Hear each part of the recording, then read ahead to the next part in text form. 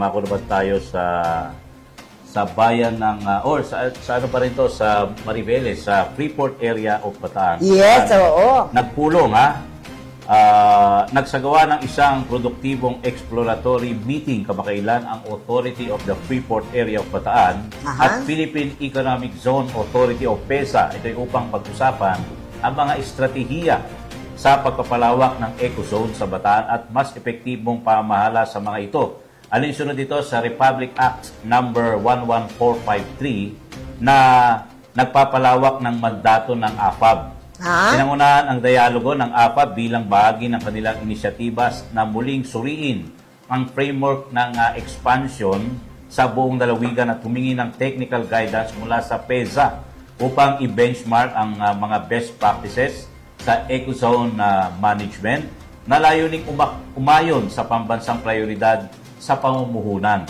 Mahalaga ang papel ng pakikipag-ugnayan sa PEZA bilang pangunahing ahensya sa ecozone development sa bansa. Ipinahayag ng parehong ahensya ang kanilang hangarin na palakasin ang interagency collaboration, lalong-lalo na sa larangan ng zone compliance, legal na istruktura, utility regulation at operational governance. Ang pagpupulong ay isang hakbang tungo sa mas transparent, responsive at growth-driven na serbisyo para sa mga mamumuhunan at mga lokal na komunidad. So, congratulations sa AFAB and PEZA. Oo, ang galing. Dito sa adhikain. Kumbaga, Iba yung nagtutulungan. Pag nagsanib puwersa, lalong lalakas, di ba? Ang pag-unlad.